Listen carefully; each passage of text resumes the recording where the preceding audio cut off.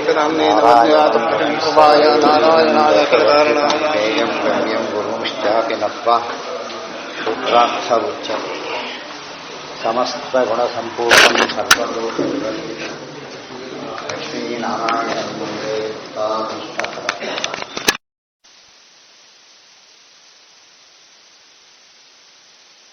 ನನ್ವೇವಮಪಿ ವಾಯೋರಗ್ನಿ ಅದೇ ತಾನೆ ಇತ್ಯಾದಿ ಅನ್ಯಜಾತತ್ವವಚನ ವಿರೋಧ ಇತ್ಯತೋಪಿ ತೇನೈವ ಇತಿ ಆಕಾಶಾದೇಃ ಪರಾಮರ್ಶಃ ಕಾರಣೇ ತೃತೀಯ.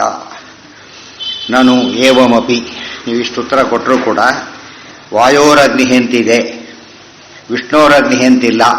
ಗೊತ್ತಾಯ್ತಾ? ವಾಯೋರಗ್ನಿ ಅಂತಿದೆ, ಅಗ್ನೇಯರಾಪಃ ಅಂತಿದೆ, ವಿಷ್ಣೋರಾಪಃ ಅಂತನೂ ಇಲ್ಲ.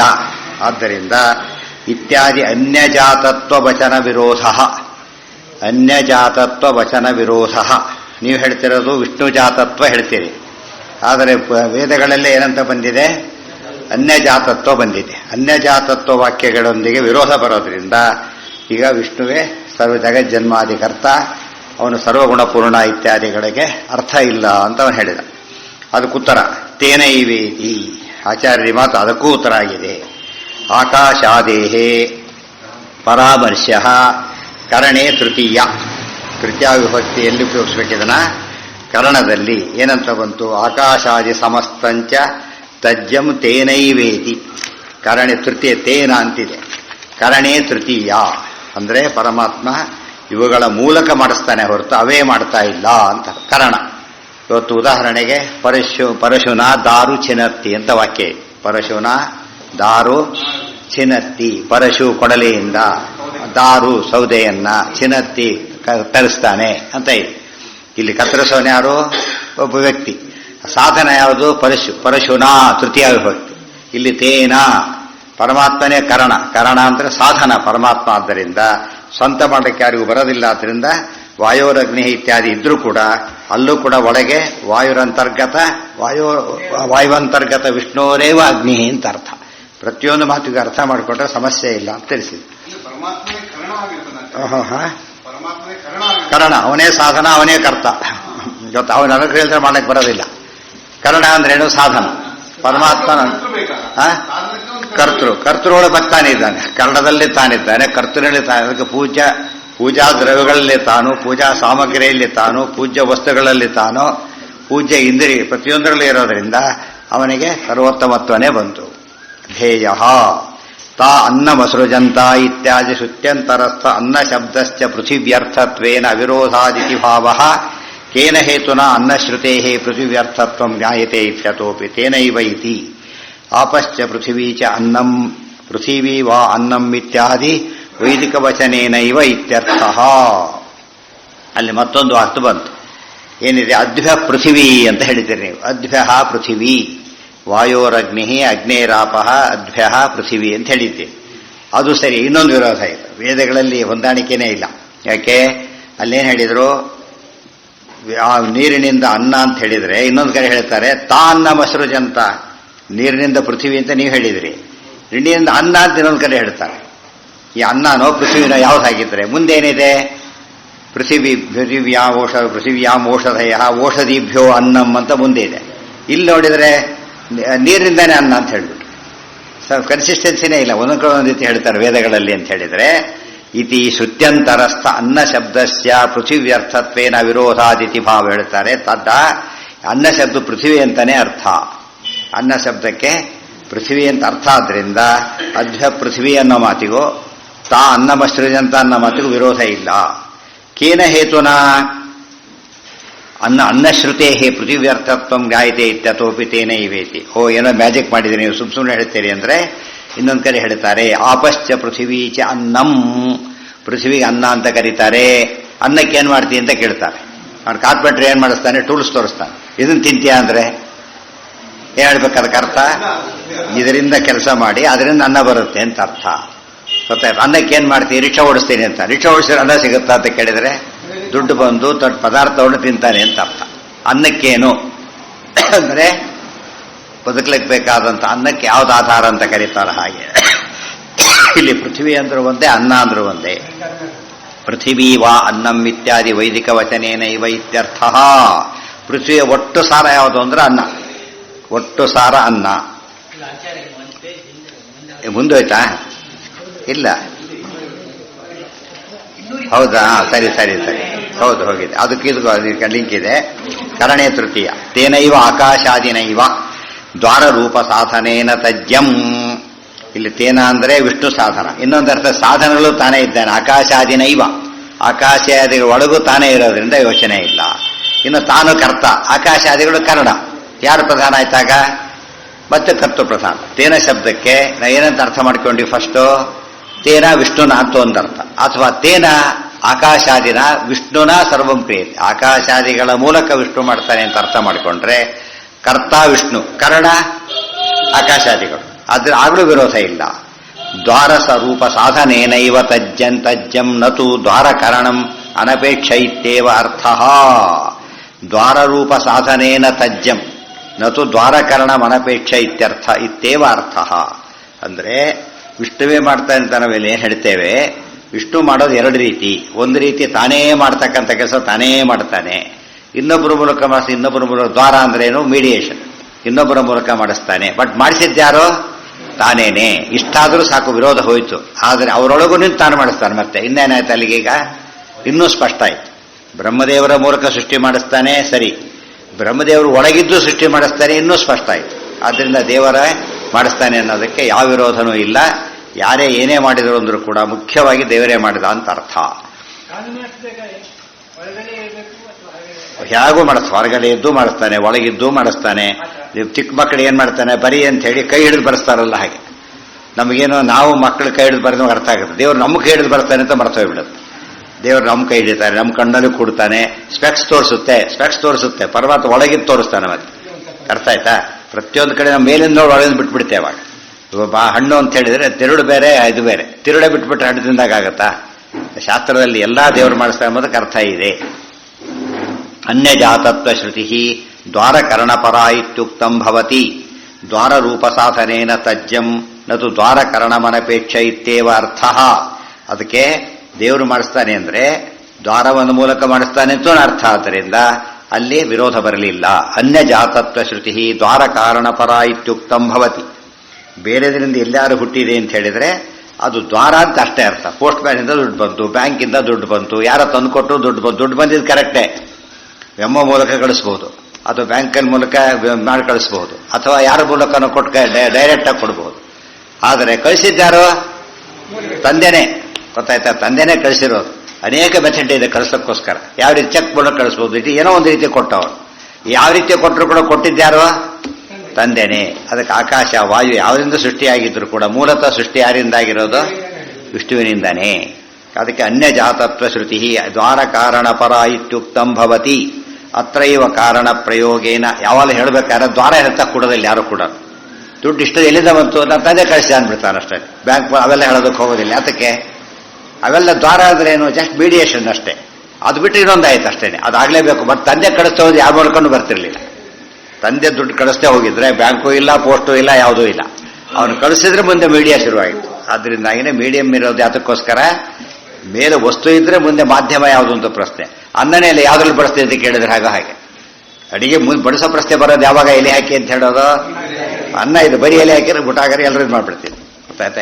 ಎಲ್ಲಿ ಎಲೆ ಹಾಕಿದ್ರು ಅಂತ ಕೇಳ್ತಾರೆ ಎಷ್ಟೋ ಹೇಳ್ಬೇಕಾರೆ. ಎಲೆ ಹಾಕಿದ್ರು, ಎಲೆ ಹಾಕಿದ್ರು ಕಟ್ಟಿಟ್ಟಿದ್ರು ಹೇಳಕ್ಕಾಗತ್ತಾ? ಎಲ್ಲಿ ಬಡಿಸಿದ್ರು ಅಂತ ಅರ್ಥ ಶಬ್ದಕ್ಕೆ. ಎಲ್ಲಿ ಎಲೆ ಹಾಕಿ, ಎಷ್ಟು ಎಲೆ ಹಾಕ್ಲಿಕ್ಕೆ ಜಾಗರೇ ಇಲ್ಲ ಅಂತ ಕೇಳಿದ್ರೆ ಒಂದು ವೇಳೆ ಹಾಕಿ ಬಿಡಿ ಅಂತ ಹೇಳಿ ಮಾಡೋದು. ಓದಿ ಕೆಟ್ಟುಬಿಡಿ ಅಂದರೆ ಬಡಿಸೋದಕ್ಕೆ ಬರುತ್ತೆ. ಅದರಿಂದ ಅದು ಮಾತಿಗೆ ಅರ್ಥನೇ ಬೇರೆ. ಎಲೆ ಇಡ್ಲಿಕ್ಕೆ ಜಾಗ ಬೇರೆ, ಎಲೆ ಹಾಕ್ಲಿಕ್ಕೆ ಜಾಗ ಬೇರೆ. ಎಲೆ ಇಡ್ಲಿಕ್ಕೆ ಜಾಗ ಅಂದ್ರೆ ಏನು? ಸ್ಟೋರ್ ಮಾಡ್ಬೋದು ಅಷ್ಟೇ. ಎಲೆ ಹಾಕ್ಲಿಕ್ಕೆ ಬಡಿಸ್ಬೇಕಲ್ಲ. ಆ ಪದದಲ್ಲೇ ಸ್ವಾರಸ್ಯ ಐತೆ. ಆ ರೀತಿ ಎಲ್ಲ ವೇದವಾಕ್ಯ ಲೋಕ ಅರ್ಥ ಮಾಡ್ಕೋಬೇಕಾದ್ರೆ ಇಷ್ಟು ಕಾಮನ್ ಸೆನ್ಸ್ ಬೇಕಾಗ್ತದೆ. ಇನ್ನು ಶಾಸ್ತ್ರಕ್ಕೆ ಎಲ್ಲ ಬುದ್ಧಿ ರೆಸ್ಟ್ ಕೊಟ್ಟೋದ್ರೆ ಶಾಸ್ತ್ರ ಅರ್ಥ ಆಗತ್ತಾ? ಸಾಧ್ಯ ಇಲ್ಲ. ಅದಕ್ಕೆ ಜಿಜ್ಞಾಸ, ಬ್ರಹ್ಮ ಜಿಜ್ಞಾಸೆ, ಇದನ್ನು ಜಿಜ್ಞಾಸೆ ಮಾಡಬೇಕು. ಕೊನೆಗೆ ಎಲ್ಲಿ ಎಂಡಾಗುತ್ತದೋ? ದೇವರಲ್ಲೇ ಎಂಡಾಗುತ್ತೆ. ಅನ್ಯಜಾತತ್ವ ಶ್ರುತಿ. ಅದು ಹೇಳಿದ್ರೆ ಮಳೆಯಾಗಿಲ್ಲ, ಕಾವೇರಿ ನೀರಿಲ್ಲ, ಕರೆಂಟ್ ಇಲ್ಲ. ಕರೆಂಟ್ಗೂ ಅದಕ್ಕೆ ಏನು ಸಮಯ? ಅದು ಅರ್ಥನೇ ಆಗಲ್ಲ ನೋಡೋರಿಗೆ. ಶರಾವತಿ ಖಾಲಿ, ಕರೆಂಟ್ ಇಲ್ಲ. ಏನು ಅದರಿಂದ ಕರೆಂಟ್ ಕೊಡ್ತಾರೆ? ನೀರು ಕರೆಂಟ್ ಆಗುತ್ತಾ? ಅರ್ಥನೇ ಆಗೋದಿಲ್ಲ. ಅದು ಇದು ಶಾಸ್ತ್ರ ಸೈನ್ಸ್ ಗೊತ್ತಿದ್ರೆ ಅರ್ಥ ಆಗುತ್ತೆ. ಯಾಕೆ ಅಂತ ಅರ್ಥ ಆಗುತ್ತೆ. ಮಳೆನೇ ಇಲ್ಲ, ಕರೆಂಟ್ ಇಲ್ಲ. ಮಳೆಗೂ ಕರೆಂಟ್ ಏನು ಸಂಬಂಧ? ಅರ್ಥ ಆಯ್ತಾ? ಅದು ಎಷ್ಟು ಸಂಬಂಧ ಇದೆ, ಬಿಡಿಸಿದ್ರೆ ಏನಾಯ್ತಾಗ ಕರೆಕ್ಟ ಸಂಬಂಧ ಇದೆ. ಇದೆಲ್ಲ ಅರ್ಥ ಮಾಡ್ಕೊಳ್ಳೋರಿಗೆ ಏನು ಸಮಸ್ಯೆ ಇಲ್ಲ. ಅತ್ರ ಏವಕಾರ ಪ್ರಯೋಗೇನ ಇದಂ ಚೋದ್ಯಂ ನಿರಸ್ತಂ ಆಕಾಶಾದಿ ಸಮಸ್ತಂತ್ಯ ತಜ್ಜಂ ತೇನೈವ ಲೀಯತೆ. ತೇನೈವ ಅತ್ರ ಏವಕಾರ ಪ್ರಯೋಗೇನ. ಏವ ಅಂತ ಶಬ್ದ, ಏವಕಾರ ಅಂದ್ರೇನೋ, ಏವ ಅನ್ನೋದ್ರ ಮಾತು. ಅದ್ರ ಯಾತಕ್ಕೆ ಉಪಯೋಗಿಸಿರೋದನ್ನ ಅಂದ್ರೆ ಇದಂ ಚೋದ್ಯಂ ಅಂದ್ರೆ ಪ್ರಶ್ನೆ. ಈ ಪ್ರಶ್ನೆಗೆ ಉತ್ತರ ಬಂತು. ಏನ್ ಪ್ರಶ್ನೆ? ತೇನ ವಿನಾಪಿ ಕರ್ತುಂ ಶಕ್ತಸ್ಯ ದ್ವಾರ ವೈಯರ್ಥ್ಯಮಿತಿ. ಶಕ್ತಸ್ಯಾಪಿ ಲೀಲಯ. ಏನ್ ಪ್ರಶ್ನೆ ಮಾಡಬಹುದು? ತೇನ ವಿನಾಪಿ ಕರ್ತುಂ ಶಕ್ತಸ್ಯ ದ್ವಾರ ವೈಯರ್ಥ್ಯಮಿತಿ. ಅಲ್ರಿ ಅವನೇ ಮಾಡ್ತಾನೆ ಅಂತ ಹೇಳಿ ಅವನಿಗೆ ಯಾಕೆ ದ್ವಾರ ಹಾಕ್ಬೇಕಿ ಮತ್ತೆ ಅಂತ ಕೇಳಿದ್ರೆ, ಶಕ್ತಸ್ಯಾಪಿ ಲೀಲಯ ತೇನೈವ ಶ್ರೌತದ್ವಾರೇಣ ಸಮಸ್ತಸ್ಯ ಚರಣಾದಿತಿ. ಹಿಂದೆ ಹೇಳಿದ್ದಾರೆ ಲೀಲೆ ಸ್ವತಃ ಮಾಡ್ಲಿಕ್ಕೂ ಬರುತ್ತೆ, ಮಾಡಿಸ್ಲಕ್ಕೂ ಬರುತ್ತೆ. ಎಲ್ಲ ತಾನೇ ಮಾಡಿಬಿಟ್ರೆ ಒಂದು ದೋಷ ಬರುತ್ತೆ. ಏನು ಗೊತ್ತೇನು? ಮತ್ತೊಂದು ಪ್ರಶ್ನೆ ಕೇಳ್ತಾನೆ. ಪಾಪ ಮಾಡಿಸ್ಲಿಕ್ಕೆ ಬರೋದಿಲ್ಲ ಇವರಿಗೆ, ಎಲ್ಲ ತಾನೇ ಮಾಡ್ತಾನೆ ಪಾಪ. ಯಾರು ಮಾತು ಕೇಳೋರೇ ಇಲ್ಲ, ಜನಗಳೇ ಇಲ್ಲ, ಎಲ್ಲ ತಾನೇ ಮಾಡಬೇಕು. ಪೋಸ್ಟ್ ಅಂಟಚ್ ಹಾಕ್ಬೇಕು ಮನೆಗೆ. ಅವನೇನಂತಾರೆ? ವೈಭವ ಅಂತಾರೋ ದಡ್ತಾನ ಅಂತಾರೋ? Poor fellow. ಅದು ಯಾತಕ್ಕಿಲ್ಲ ಅಂದ್ರೆ ಸಹಕಾರ ಕೊಡೋ ಜನ ಇಲ್ಲ, ಕೊಟ್ರೆ ಅವ್ರಿಗೆ ದುಡ್ಡು ಕೊಡೋಕೆ ದುಡ್ಡಿಲ್ಲ ಇವ್ರ ಹತ್ರ. ಆದ್ರಿಂದ ಹಾಗೆ ಮಾಡ್ತಾನೆ ಅಂದ್ರೆ ಅದಲ್ಲ. ಲೀಲಯ ಈ ಪದ ಯಾವಾಗಲೂ ಒಂದ್ ಕಡೆ ಬಂದ್ಬಿಡುತ್ತೆ. ದ್ವಾರ ಯಾತಕ್ಕೆ ಮಾಡಕ್ ಮಾತ್ರ ತಾನೇ ಕೊಡಬಾರ್ದಾಗಿತ್ತ ಅಂದ್ರೆ ಅದು ಲೀಲೆ. ಅದು ಲೀಲೆ ಯಾವ್ದ್ರಲ್ಲಿ ಎಂಡಾಗುತ್ತೆ? ಸಾಮರ್ಥ್ಯವನ್ನ ತೋರಿಸೋರು. ಲೀಲೆ ಮಾಡೋದಕ್ಕೆ ಏನು ಬೇಕು?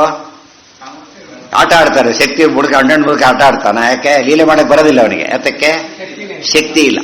ಲೀಲೆಗೂ ಏನ್ ಬೇಕು? ಶಕ್ತಿ ಬೇಕು. ಅದಕ್ಕೋಸ್ಕರ ದೇವರು ಅದಕ್ಕೆ ಲೋಕವತ್ತು ಲೀಲಾ ಕೈವಲ್ಯ ಪದ ಉಪಯೋಗಿಸ್ಬೇಕಾದ್ರೆ ಲೀಲಾ ಅನ್ನೋ ಪದ ಉಪಯೋಗಿಸ್ತಾರೆ. ಕೈವಲ್ಯ ಅಂದ್ರೇನು? ಕೇವಲಸ್ಯ ಭಾವ.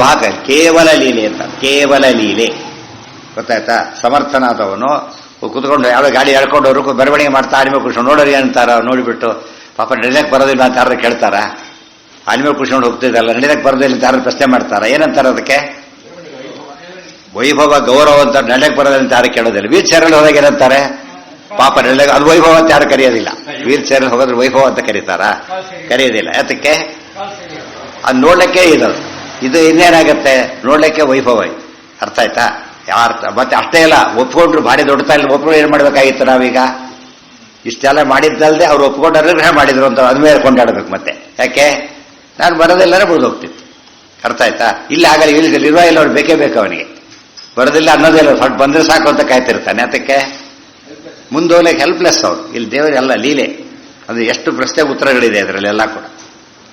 ಶಕ್ತ ಶಾಪಿ ಲೀಲಯ ತೇನೇ. ಎಷ್ಟೋ ಜನ ಇರ್ತಾರೆ ಸೆಂಚುರಿ ಹೊಡಿತಿರ್ತಾರೆ, ಕ್ಯಾಪ್ಟನ್ನ ಫೇಲ್ ಆಗಿಬಿಡ್ತಾರೆ. ಕ್ಯಾಪ್ಟನ್ನ ಫೇಲ್ ಏನರ್ಥ? ಅವನು ನಿರ್ಮಾಣ ಬರ್ತಾ ಇಲ್ಲ, ಅವನು ಮ್ಯಾನೇಜ್ ಮಾಡಕ್ಕೆ ಬರ್ತಾ ಇಲ್ಲ ಅಂತ ಅರ್ಥ. ತಾನು ಮಾಡ್ತಾನೆ, ಮಾಡ್ಸಕ್ಕೆ ಬರ್ತಾ ಇಲ್ಲ ಅವನಿಗೆ. ಇನ್ನೊಬ್ಬನಿದ್ದ ಅವ್ನು ಯಾವಾಗಲೂ ಗೆಲ್ತಿದ್ದ. ಅವ್ರು 0, 5, 10 ಅಷ್ಟೇ. ಬಟ್ ಅವ್ನು ಪರಿಸರ ಕ್ಯಾಪ್ಟನ್ ಮಾಡ್ತಿದ್ದ. ಯಾತಕ್ಕೆಂದ್ರೆ ಅವನಿಗೆ ಕ್ಯಾಪ್ಟನ್ಸಿ ಗೊತ್ತು. ಅವನಿಗೆ ಕ್ಯಾಪ್ಟನ್ಸಿ ಗೊತ್ತಿದ್ದರಿಂದ ಅವನು ಭಾರಿ ಬಿಡ್ತಿದ್ದಿಲ್ಲ. ಅವ್ನು ಭಾರಿ ಬುದ್ಧಿವಂತ. ಉಳಿದವ್ರು ಹಾಗಲ್ಲ, ದಾಟ್ತಾರ. ಚೆನ್ನಾಗಿ ಆಡೋದು ಸೋತು ಹೋಗ್ಬಿಡೋದು. ಕೆಲವು 2 ಬರುತ್ತೆ, ಅದು ಬೇರೆ ಇರೋದು. 2 ಬರೋದಿರ್ತಾರೆ, 2 ಬರೋದಿಲ್ಲ, ಅವರು ಇರ್ತಾರೆ. ಅದೊಂದು ಕಡೆಯ ಗುಂಪದು. ಜನನಾದಿತಿ ಹತ್ರ ದೇವರಿಗೆ ನಮಗೇನು ಅರ್ಥ ಆಯ್ತು? ಈಗ ಇಂದ್ರಾದಿ ದೇವತೆ ಎಷ್ಟು ಸಮರ್ಥರು ಅಂತ ಕಾಣಿಸ್ತು. ಬರೀಸಕ್ಕೆ ಅವ್ರು ಸೋಲಿಸ್ಬಿಟ್ಟ. ಏನಾಯ್ತಾಗ?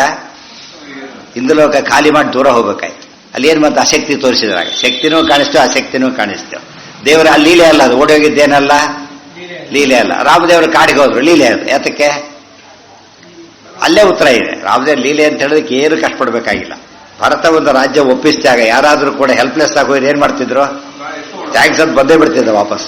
ತಿಳಿತೇನೆ, ನಾವು ಬರೋದಿಲ್ಲ ಅಂತಾನೆ ಹೇಳ್ತಾರೆ. ಅದೇ ಸುಗ್ರೀವ ಹೊತ್ತು ಕರೆದು ತಗೋತಾರೆ ವಾಲಿಯಿಂದ ರಾಜ್ಯನ. ಯಾರು ರಾಜ್ಯ ಕೊಡಿಸೋ ಅಂತೇಳಿ. ರಾಜ ಯಾರನ್ನ ಕೇಳಿದ್ರ? ಕೊನೆಗೆ ಕೇಳಲೇ ಇಲ್ಲ. ಆಮೇಲೆ ರಾಜ್ಯ ಬಿಟ್ಟು ಹೋದ, ಉಳಿದ ರಾಜ್ಯ ಕೊಡಿಸ್ತಾ ಹೊರಟ. ಸುಗ್ರೀವ ರಾಜ್ಯ ಕೊಡಿಸ್ತಾ, ವಿಭೀಷಣ ರಾಜ್ಯ ಕೊಡಿಸ್ತಾ. ಅಂದ್ರೆ ಏನಾಯ್ತು? ಈಗ ರಾಜ್ಯ ಕೊಡಿಸಕ್ ಬರೋ ತಾನು ರಾಜ್ಯ ಬಿಟ್ಟು ಬಂದ್ರೆ ಏನರ್ಥ? ಲೀಲೆ ಅಂತ. ಸಿಂಪಲ್ ಅದು. ಇದೆಲ್ಲ ಯೋಚನೆ ಮಾಡಿ ಉತ್ತರ ಅಲ್ಲೇ ಇರುತ್ತೆ. ಜನ ಓದು ಯೋಚನೆ ಮಾಡಲ್ಲ ಅದನ್ನೆಲ್ಲ. ಆ ಲೋಕದ ಅದು ಬೇರೆ. ಅನೇಕ ಸಂದೇಶ. ದೇವರು ಒಂದೊಂದು ಕೆಲಸಕ್ಕೆ ಏನಿರುತ್ತೆ? 100 ಅರ್ಥ ಇರುತ್ತೆ. ಗೊತ್ತಾಯ್ತು? 100 ಅರ್ಥ ಇರೋದ್ರೆ ಇದೊಂದು ಅರ್ಥ. ಅಶಕ್ತಿ ಎಂಬ ಪ್ರಶ್ನೆ ಉತ್ತರ ಇದೆ. ಅಶಕ್ತಿ ಎಂಬ ಹೇಗೆ ಮಾತ್ರ ಉತ್ತರ ಇದೆ, ಬೇರೆದಕ್ಕಲ್ಲ. ಇದ್ದು ಹಾಗೆ ಮಾಡಿದ ಅಂತ ಹೇಳ್ಬೋದಲ್ಲ. ಹಾಗಿದ್ರೆ ಇಂದ್ರದೇವರು ಹಾಗೆ ಮಾಡಿದ್ರೆ ಆಗಿಲ್ಲ, ಓಡಾಡ್ತಿದ್ದಾರೆ. ಆದ್ರಿಂದ ಆ ಮಾತು ಹೇಳಕ್ ಬರೋದಿಲ್ಲ. ಅತ್ರ ಜ್ಞೋ ಅತ ಏವ ಇತ್ಯಸ್ಯ ಆಪಾದ ಸಮಾಪ್ತಿ ಕ್ರಿಯಮಾಣ ಜೀವ ವಿಚಾರ ಸಂಗತತೆಯ ವ್ಯವಹಿತತ್ವೇಪಿ ತಸ್ಯ ಏತೇನ ಮಾತರಿಶ್ವ ಇತ್ಯಸ್ಯ ಚ ವಿಶೇಷ ಶಂಕಾ ನಿವರ್ತನೇನ ವಿಯನ್ನ ನಯವುಕ್ತ ಸರ್ವಜನ್ಮ ರೂಪ ಅರ್ಥಂ ಅರ್ಥನ ಮಾತ್ರ ಪರತ್ವಾತ್ ತೇಜೋತಃ ಆಪ ಇತ್ಯನಯೋರಪಿ ಅನ್ಯೋಪಲಕ್ಷಣತೆಯ ಕೈಮುತ್ತೇನ ವಾ ಸರ್ವಸ್ಯ ತಜ್ಜತ್ವೋಕ್ತಿ ಪರತ್ವಂಚ ದ್ಯೋತಯಿತುಂ ನಯ ಪಂಚಕಸ್ಯ ಅರ್ಥಂ ಆಕಾಶಾದಿ ಸಮಸ್ತಂಚ ತಜ್ಜಂ ತೇನೈವ ಲೀಯತೆ ಇತಿ ಸಂಕ್ಷಿಪ್ಯ ಅಭಾಷತ ಇತಿ. ಒಟ್ಟು ತಾತ್ಪರ್ಯ ಏನು ಅಂದ್ರೆ ಅತ್ರ ಜ್ಞೋ ಅತಯೇವ ಇನ್ನೊಂದು ಸೂತ್ರ ಬರುತ್ತೆ. ಜ್ಞ ಅಂದ್ರೆ ಜೀವ ಕೂಡ ತಾನೇ ಮಾಡೋದಿಲ್ಲ, ದೇವರೇ ಮಾಡ್ತಾರೆ, ಅವ್ರ ಕೈಲಿ ಮಾಡಿಸ್ತಾರೆ. ಇತ್ಯಸ್ಯ ಆಪಾದ ಸಮಾಪ್ತಿ. ಆಪಾದ ಸಮಾಪ್ತಿ ಆಪಾದ ಸಮಾಪ್ತಿ ಅಂದ್ರೇನು? ಪಾದ ಮುಗಿಯುವವರೆಗೂ. ಯಾವ ಪಾದ? ಈ ಪಾದ. ಎರಡನೇ ಅಧ್ಯಾಯದ ಮೂರನೇ ಪಾದ ಮೂರನೇ ಪಾದ ತಾನೇ, ಮೂರನೇ ಪಾದ ಮುಗಿಯುವವರೆಗೂ ಕೂಡ ಇದೇ ವಿಷಯ ಹೇಳ್ತಾ ಸಂಗತತೆಯ ವ್ಯವಹಿತತ್ವೇಪಿ ತಸ್ಯ ಏತೇನ ಮಾತರಿಶ್ವ ಇತ್ಯಸ್ವ ಸಮಾಪ್ತಿ ಕ್ರಿಯಮಾಣ ಜೀವ ವಿಚಾರ ಸಂಗತತೆಯ. ಮುಂದೆ ಪಾದ ಮುಗಿಯುವವರೆಗೂ ಜೀವನಿಗೆ ಸಂಬಂಧಪಟ್ಟ ಅನೇಕ ವಿಚಾರಗಳನ್ನು ಹೇಳ್ತಾರೆ. ವ್ಯವಹಿತತ್ವೇಪಿ ತಸ್ಯ ಏತೇನ ಮಾತರಿಶ್ವ ಇತ್ಯಸ್ಯ ಚ ವಿಶೇಷ ಶಂಕಾ ನಿವರ್ತನೇನ. ಸಾಮಾನ್ಯ ಶಂಕಾ ನಿವರ್ತನ ಒಂದು ಭಾಗ, ವಿಶೇಷ ಶಂಕಾ ನಿವರ್ತನ ಇನ್ನೊಂದು ಭಾಗ. ಜೀವನ ಬಗ್ಗೆ ಹೇಳೋದೆಲ್ಲ ಸಾಮಾನ್ಯ ಶಂಕಾ ನಿವರ್ತನ. ಮಾತರಿಶ್ವ ಏತೇನ ಮಾತರಿಶ್ವ ವ್ಯಾಖ್ಯಾತಃ ಅಂದ್ರೆ ವಾಯು ಮೊದಲಾದವಳಿಗೆ ಏನು ಉತ್ತರ ಕೊಟ್ವಿ ನಾವೀಗ ಆಕಾಶಾದಿಗಳಿಗೆ, ಅದೇ ಉತ್ತರ ಮಾತರಿಶ್ವ. ಮಾತರ್ವೇ ಮಾತರಿಶ್ವ. ಸುಮ್ಮನೆ ವಾಯುಸ್ಥಿತಿ ಸುಮ್ಮನೆ ಓದ್ಬಿಟ್ರೆ ಏನಾಗುತ್ತೆ ನಮಗೆ? ಅತ್ತೆ ಓದ್ಬಿಟ್ರೆ ಹರಿದೇವ ಪರೋ ಹರಿದೇವ ಗುರು ಹೊರಟೋಗ್ಬಿಡ್ತು. ಹರಿದೇವ ಜಗತ್ ಪಿತೃ ಮಾತೃಗತಿ ಅಲ್ಲ. ಮಾತರ್ಮೇ ಮಾತರಿಶ್ವನ್ ವಾಯುದೇವರೇ ತಂದೆ, ವಾಯುದೇವರೇ ಎಲ್ಲ ವಾಯುದೇವರೇ. ಮಾತರ್ಮೇ ಮಾತರಿಶ್ವನ್ ಪಿತರ ತಲುಗರು ಭ್ರಾತರಿಷ್ಟಾಪ್ತ ಬಂಧೋ ಸ್ವಾಮಿನ್ ಸರ್ವಾಂತರಾತ್ಮನ್. ಅದು ಮುಗಿದೋಯ್ತು. ಸರ್ವಾಂತರಾತ್ಮನ್ ಅಜರ ಜರಯಿತಃ ಜನ್ಮ ಮೃತ್ಯು. ಅಷ್ಟೇ ಓದ್ಕೊಂಡ್ಬಿಟ್ರೆ ಏನಾಯ್ತು ಅಲ್ಲಿಗೆ? ವಾಯುಸ್ತುತಿಯಲ್ಲಿ ವಾಯು ಸರ್ವೋತ್ತಮತ್ವ ಬಂದಾಗಾಯ್ತು. ನೆಕ್ಸ್ಟ್ ಏನಿದೆ ಇಮಿಡಿಯೇಟ್ ಆಗಿ? ಗೋವಿಂದೇ ದೇಹಿ ಭಕ್ತಿಂ. ಆ ವಾಕ್ಯದಲ್ಲಿ ಉತ್ತರ ಬಂದೋಯ್ತು ತಕ್ಷಣ. ಇಂಥ ನೀವು ಗೋವಿಂದನಲ್ಲಿ ಭಕ್ತಿ ಕೊಡಿ ಅಂತ ಕೇಳಿದ್ರಿಂದ ಯಾರು ಶ್ರೇಷ್ಠ ಆಯ್ತು ಈಗ? ಗೋವಿಂದ ಶ್ರೇಷ್ಠ. ಆಮೇಲೆ ಭವತಿ ಚ, ಆಮೇಲೆ ನಿಮ್ಮಲ್ಲಿ ಕೊಡಿ. ಮೊದಲು ಗೋವಿಂದನಲ್ಲಿ ಕೊಡಿ ಅಂತ ಹೇಳಿದಾಗ ತಕ್ಷಣ ಉತ್ತರ ಬಂತು. ಆ ಭಾಗ ಓದೋದ್ರೆ ಏನಾಗುತ್ತಾಗ? ವಾಯುದೇವರು ಜೀವೋತ್ತಮರಲ್ಲ ಸರ್ವೋತ್ತಮರು ಅಂತ ಆಗ್ಬಿಡ್ತಾರೆ. ವೇದಗಳಲ್ಲಿ ಹಾಗೇನೆ ಒಂದೊಂದು ವಾಕ್ಯ ಬಿಟ್ಟು ಓದ್ಬಿಟ್ರೆ ಆ ರೀತಿ ಅಪಾರ್ಥ ಆಗುತ್ತೆ. ಮಾತರಿಶ್ವ ವಾಯುದೇವರಿಗೆ ಹೀಗೇನೆ. ವಾಯುದೇವರಿಗೆ ಹುಟ್ಟಿದೆಯೋ ಇಲ್ವೋ ಅಂತ ಪ್ರಶ್ನೆ. ಹುಟ್ಟಿದೆ ಅಂದ್ರೆ ಒಂದು ದೋಷ, ಹುಟ್ಟಿಲ್ಲ ಅಂದ್ರೆ ಒಂದು ದೋಷ. ಅದೇ ಉತ್ತರ ಮತ್ತೆ. ವಾಯುದೇವರಿಗೆ ಇಡೀ ಜಗತ್ತಿನ ಪ್ರಾಣಧಾರಣ ಮಾಡೋ ಶಕ್ತಿನ ಪರಮಾತ್ಮ ಕೊಟ್ಟು ಅನುಗ್ರಹಿಸಿ ಮಾಡಿಸ್ತಾ ಇದ್ದಾನೆ. ಆದ್ದರಿಂದ ವಾಯುದೇವರಿಗೂ ಕೂಡ ಆಕಾಶಾದಿಗಳಿಗೆ ಯಾವ ರೀತಿ ಹುಟ್ಟಿದೆಯೋ ಆ ರೀತಿ ಹುಟ್ಟಿದ್ದೇ ಇದೆ. ಪ್ರಾಣಾತ್ ವಾಯು ಅಜಾಯತ ಇದ್ದೇ ಇದೆ. ಈ ರೀತಿ ಎಲ್ಲ ಅರ್ಥ ಮಾಡಿಕೊಂಡ್ರೆ ಸಮಸ್ಯೆ ಇಲ್ಲ. ಮತ್ತೆ ಯಾತಕ್ಕೆ ಅವರು ನಿತ್ಯ ಅಂತ ಕರೀತಾರೆ? ಇನ್ನೊಂದು ಪ್ರಶ್ನೆ ಬಂತು. ನಿತ್ಯ ಅಂತ ಯಾಕೆ ಕರಿಬೇಕು ಅವರು? ಅಲ್ಲಿ ಉತ್ತರ ಬರೀತಾರೆ ಆಚಾರ್ಯ. ಏವಂ ಪ್ರಳಯ ಕಾಲೇಪಿ ಪ್ರತಿಭಾತ ಪರಾವರಃ ಮುಖ್ಯವಾಯು ನಿತ್ಯ ಸಮಃ. ಅದು ನಿತ್ಯ ಅಂದ್ರೆ ಪ್ರಳಯ ಕಾಲದಲ್ಲೂ ಕೂಡ ಅವರಿಗೆ ಏನಾಗೋದಿಲ್ಲ? ದೇವರು ಸ್ಮರಣೆ ಬರೋದಿಲ್ಲ. ಗೊತ್ತಾ? ದಿವಸಕ್ಕೆ ನಾವು 100 ಸತಿ ಅಲ್ಲ 1000 ಸತಿ ದೇವರು ಮರಿತೇವೆ. ಅವ್ರ ಪ್ರಳಯ ಕಾಲದಲ್ಲೂ ಕೂಡ ದೇವರು ಮರೆಯೋದಿಲ್ಲ. ಅದಕ್ಕೆ ಏನಂತ ಕರೀತಾರೆ ಅವ್ರನ್ನ? ನಿತ್ಯ. ನಿತ್ಯ ಜ್ಞಾನಿಗಳಾದ್ರೆ ನಿತ್ಯನೇ ಹೊರತು ದೇವರಂತೆ ನಿತ್ಯ ಅಂತ ಹೇಳಲಿಲ್ಲ. ಆ ಆಸ್ಪೆಕ್ಟ್ ಅಲ್ಲಿ ನಿತ್ಯ ಅಷ್ಟೇ. ಇತ್ಯಸ್ಯ ಚ ವಿಶೇಷ ಶಂಕಾ ನಿವರ್ತನೇನ ವಿಯನ್ನಯ ಉಕ್ತ ಸರ್ವಜನ್ಮರೂಪ ಅರ್ಥ ಸಮರ್ಥನ ಮಾತ್ರ ಪರತ್ವ. ವಿಯನ್ನಯ ವಿಯದಧಿಕರಣ, ನಯ ಅಧಿಕರಣ. ವಿಯದಧಿಕರಣದಲ್ಲಿ ಹೇಳಿದಂತಹ ಸರ್ವಜನ್ಮರೂಪ ಸಮರ್ಥನ ಮಾತ್ರ ಪರತ್ವ. ಸರ್ವಜನ್ಮರೂಪ ಅರ್ಥ ಸಮರ್ಥನ. ಸರ್ವಜನ್ಮ ಅಂದ್ರೇನು? ಎಲ್ಲದಕ್ಕೂ ಜನ್ಮ ಕೊಡ್ತಾರೆ ಅಂತಕ್ಕಂಥ ಅರ್ಥವನ್ನ ಸಮರ್ಥನೆ ಮಾಡಿಕೊಟ್ಟಿದ್ದಾರೆ. ತೇಜೋ ಅತಃ ಆಪಹ ಇತ್ಯ ಅನಯೋರಪಿ ಅನ್ಯೋಪಲಕ್ಷಣತೆಯ ಕೈಮುತ್ತೇನವ ಸರ್ವಸ್ಯ ತಜ್ಜತ್ವೋಕ್ತಿ ಪರತ್ವಂಚ ದ್ಯೋತಯಿತು ನಯಪಂಚಕಸ್ಯ ಅರ್ಥಂ ನಯಪಂಚಕ. ನಯಪಂಚಕ 5 ಅಧಿಕರಣಗಳ ಅರ್ಥ. ಆಕಾಶಾದಿ ಸಮಸ್ತಂಚ ತಜ್ಜಂ ತೇನೈವ ಲೀಯತೆ ಇತಿ ಸಂಕ್ಷಿಪ್ಯ ಅಭಾಷತ ಇತಿ. ಇಲ್ಲಿ ಪ್ರಶ್ನೆಗಳು ಎಲ್ಲರಿಗೂ ಒಂದೇ ರೀತಿ ಬಂದಿಲ್ಲ, ಒಂದೊಂದು ಆಸ್ಪೆಕ್ಟ್ ಅಲ್ಲಿ ಪ್ರಶ್ನೆ ಬಂದಿದೆ. ಎಲ್ಲದಕ್ಕೂ ಸೇರಿಸಿ ಆಚಾರ್ಯ ಉತ್ತರ ಕೊಡ್ತಿದ್ದಾರೆ. ಆಕಾಶಾದಿ ಸಮಸ್ತಂಚ ತಜ್ಜಂ ತೇನೈವ ಲೀಯತೆ ಅಂಥೇಳಿ ಅಷ್ಟಕ್ಕೂ ಉತ್ತರ ಕೊಡೋ ರೀತಿಯಲ್ಲಿ ಬರೆದಿದ್ದಾರೆ. ಯತ್ತು ಹರೇಹೇ ಸಾಕ್ಷಾತ್ ಅನ್ಯದ್ವಾರ ಚ ಸರ್ವಸೃಷ್ಟುತ್ವ ಮುಕ್ತಂ ತದಯುಕ್ತಂ. ಮತ್ತೆ ತೆಗೆದ. ನೀವು ಸಾಕ್ಷಾತ್ ಅಂತೀರಿ, ಅನ್ಯದ್ವಾರ ಅಂತೀರಿ, ನಾ ಯಾವುದೋ ಒಪ್ಪೋದಿಲ್ಲ. ತತ್ಸ್ಯ ಪೃಥಿವೀ ಸೃಷ್ಟೌ ಅದ್ಭ್ಯ ಪೃಥಿವೀದಿ ಹ್ಯಪಾಂ ದ್ವಾರವತ್ವ ಶ್ರುತೇ ತ ಆಪ ಇಚ್ಛಂತ ತ ಅನ್ನಮಸೃಜಂತ ಇತ್ಯಪಾಂ ಅನ್ನದ್ವಾರತ್ವ ಶ್ರುತ್ಯ ವಿರುದ್ಧತ್ವೇನ. ನೋಡಿದ್ರ? ಅದ್ಭ್ಯ ಪೃಥಿವೀ ಇತಿ ಹಪಾಂ ದ್ವಾರತ್ವ ಶ್ರುತೇ. ನೀವು ದ್ವಾರ ಅಂತ ಹೇಳಿದ್ರು ಕೂಡ ದ್ವಾರ ಬೇರೆ ಬೇರೆ ದ್ವಾರ ಹೇಳ್ತಾ ಇದ್ದಾರೆ. ವಾಯೋರ್ ಅಗ್ನಿ ಅಗ್ನೇರಾಪ ಅಂತ ಹೇಳಬೇಕಾದ್ರೆ ದ್ವಾರ ವಿಷ್ಣು ಅವನು ಮಾಡಿದ ದ್ವಾರ ಅಂತ ಹೇಳಲಿಲ್ಲ, ವಾಯು ಮಾಡಿತು ಅದಕ್ಕೆ ದ್ವಾರ ಅಂತ ಹೇಳಿದ್ರು. ದ್ವಾರ ಕೂಡ ಬೇರೆಯವ್ರು ಮಾಡ್ತಿದ್ದಾರೆ ಅಂತ ಹೇಳಿದ್ರೆ ಹಾಗಲ್ಲ. ತುಂಬಾ ಲಾಂಗ್ ಬಂದಾಗ ಏನಾಗ್ಬಿಡುತ್ತೆ, ಹಿಂದಿನ ಬಿಟ್ಟು ಹೋಗ್ಬಿಡುತ್ತೆ. ತುಂಬಾ ಲಾಂಗ್ ಬಂದಾಗ ಎಷ್ಟು ಜನ ಗೊತ್ತಿವತ್ತು, ತಂದೆ ತಾಯಿ ಮೂರ್ನಾಲ್ಕು ತಾನೇ ಹೇಳ್ತಾರೆ, ಆಮೇಲೆ ನಮಗೆ ಗೊತ್ತಿಲ್ಲ ಅಂತ ಹೇಳಿ ಗೊತ್ತಿಲ್ಲ. ಕೆಲವು ವಂಶವೃಷ್ಟಿ ಇಟ್ಕೊಂಡಿರ್ತಾರೆ, ಕೆಲವು ಅದು ಇರೋದಿಲ್ಲ. ವಂಶವೃಷ್ಟಿ ದೇವರಿಂದೇನೋ ಬಂದಿರೋದಿಲ್ಲ ಯಾರ್ದು ಕೂಡ. ಎಲ್ಲಿವರೆಗೆ ಇರುತ್ತೆ, 10-20 ಅಲ್ಲಿ ಕ್ಲೋಸ್ ಮಾಡಿಬಿಡ್ತಾರೆ. ಆದ್ದರಿಂದ ತುಂಬಾ ಲಾಂಗ್ ಆದ ಮರ್ತೋಗುತ್ತೆ. ಇವನೇನು ತಿಳ್ಕೊಂಡ ಇಲ್ಲ ಅಂತ ಅರ್ಥ ಮಾಡ್ಬೇಕು. ನೋಡಿದ್ರೆ ನಮ್ಮ ತಂದೆ ಹೆಸರು ಗೊತ್ತಿರೋದು 5-6, ನಮ್ಮ ವಂಶ ಶುರುವಾಗಿದ್ದೆ ಅಲ್ಲಿಂದ ಅಂತ ವಾದ ಮಾಡಿ ಏನು ಮಾಡ್ಬೇಕಾಗಿ. ನೀವು ಉಳಿದು ಗೊತ್ತಿಲ್ಲ ಅನ್ಬೇಕು, ನಮ್ಮ ವಂಶ ಆಗಿದ್ದಕ್ಕಿಂತ ಬಂತು ಅಂತ ಹೇಳಬೇಕು. ಮುಂದಿನ ಗೊತ್ತಿಲ್ಲ ಅಂತ ಹೇಳ್ಬೇಕು ಅಷ್ಟೇ ಹೊರತು ಅದರ ನಾವು ಈ ಇತ್ತೀಚೆ ಮಾತೆ ಹುಟ್ಟಿದವರು ಬೇರೆ ಅಲ್ಲ ಅಂತ ಹೇಳಿದ್ರೆ ದಡ್ಡತನ ಅದು. ಅದಕ್ಕೆ ದ್ವಾರ ಅಂಬೋದು ಕೂಡ ತುಂಬಾ ದೊಡ್ಡದಾದಾಗ ಏನಾಯ್ತು, ಅಲ್ಲಿಗೆ ಎಷ್ಟೋ ಜನಕ್ಕೆ ಮುಖ್ಯಸ್ಥ ಯಾರಂತೂ ಗೊತ್ತೇ ಇರೋದಿಲ್ಲ. ತುಂಬಾ ಲಾಂಗ್ ಡೆಲಿವರಿ ಬಂದ್ಬಿಟ್ಟು ಏನಾಗುತ್ತದ, ಅವ್ರು ಕೊಟ್ಟರು ಅವ್ರು ಕೊಟ್ಟು ಮುಂದೆ ನಮಗೆ ಗೊತ್ತಿಲ್ಲ ಅಂತ ಹೇಳ್ಬಿಡ್ತಾರೆ. ಯಾಕೆಂದ್ರೆ ಲಾಂಗ್ ಅದು ಎಲ್ಲೋ ಬಂದಿದೆ, ಅದು ಹೇಳಕ್ ಬರೋದೇ ಇಲ್ಲ ಅವರಿಗೆ.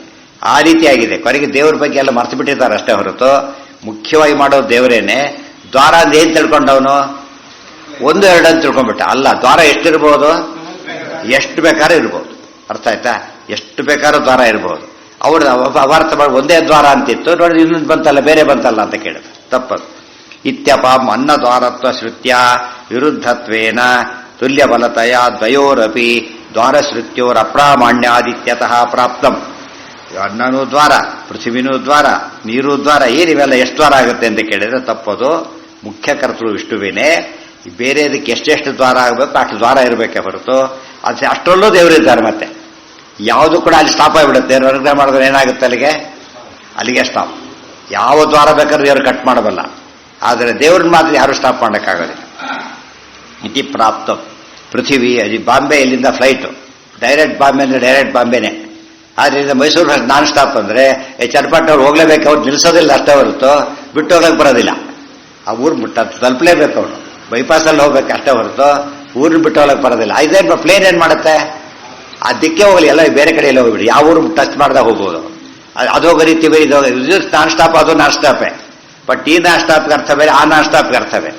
ಅರ್ಥ ಆಯ್ತಾ? ಅವ್ರು ಪ್ರಸಾದ ಯಾವ್ದು ಅರ್ಜೆಂಟ್ ಕೇಸು ತಿಳಿಸ್ಬೋದು ಬೇಕಾದ್ರೆ, ಅವನು ನಿಲ್ಲಿಸ್ಬಿಟ್ಟು ಯಾರೋ ವಾಂತಿ ಮಾಡ್ಕೊಂಡ ರೋಗ ಬಂತು ಇಳಿಸೋಗ್ಬೋದು, ಯಾವುದೋ ರಿಕ್ವೆಸ್ಟ್ ಮಾಡ್ಕೊಂಡು ನಿಲ್ಲಿಸ್ಬೋದು. ಬೇರೆ ಆಗಿ ನಿಲ್ಸಕ್ಕಾಗತ್ತಾ?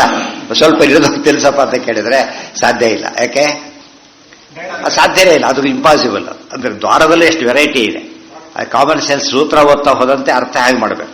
ಅದಕ್ಕೆ ಹೇಳಿ ಬ್ರಹ್ಮಸೂತ್ರ ಓದ್ಬಿಟ್ರೆ ದೇವ್ರ ಬಗ್ಗೆ ತಿಳ್ಕೊತಾರೆ ಅಷ್ಟೇ ಅಲ್ಲ, ಎಲ್ಲ ಬಗ್ಗೆನೂ ಅರ್ಥ ಮಾಡಕ್ಕೆ ಬರುತ್ತೆ. ಜಿಜ್ಞಾಸೆ ಇನ್ ಜನರಲ್ ಹೇಗೆ ಅನಲೈಸ್ ಮಾಡಬೇಕು, ಹೇಗೆ ವಿಷಯ ತಿಳ್ಕೋಬೇಕು ಅನ್ನೋದನ್ನ ತಿಳಿಸ್ಕೊಡುತ್ತೆ. ಅದಕ್ಕೆ ಬ್ರಹ್ಮಸೂತ್ರ ಓದೋದು ಅಂದ್ರೆ ಎಲ್ಲಾ ಶಾಸ್ತ್ರಗಳನ್ನು ಓದೋದು ಒಂದೇ, ಬ್ರಹ್ಮಸೂತ್ರ ಓದೋದೇ ಒಂದೇ, ಎಲ್ಲ ಅಂತರ್ಗತ ಇದರೊಳಗೆ.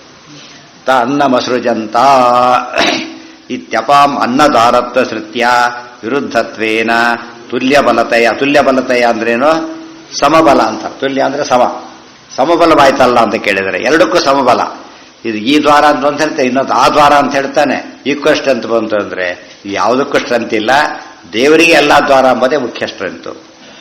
ದ್ವಾರ ಶ್ರುತ್ಯೂರ್ ಅಪ್ರಾಮಾಣ್ಯಾದಿತ್ಯತಃ ಪ್ರಾಪ್ತಂ ಪೃಥಿವ್ಯಧಿಕಾರ ರೂಪ ಶಬ್ದಾಂತರಾದಿಭ್ಯ ಇತಿ ಸೂತ್ರ ಇದೆ. ಪೃಥಿವಿ ಅಧಿಕಾರ ರೂಪ ಶಬ್ದಾಂತರಾದಿಭ್ಯ ಇತಿ ಸೂತ್ರಂ ತಸ್ಯಾಪಿ ಅರ್ಥ ಆಕಾಶಾಯ ಸಮಸ್ತಂಚ ಇತ್ಯಾದಿ. ಅದಿರಲಿ, ನಾಳೆ. ಓಂ ಜನ್ಮಾದ್ಯಸ್ಯ ಯತೋನ್ಮಯಾದಿತರತ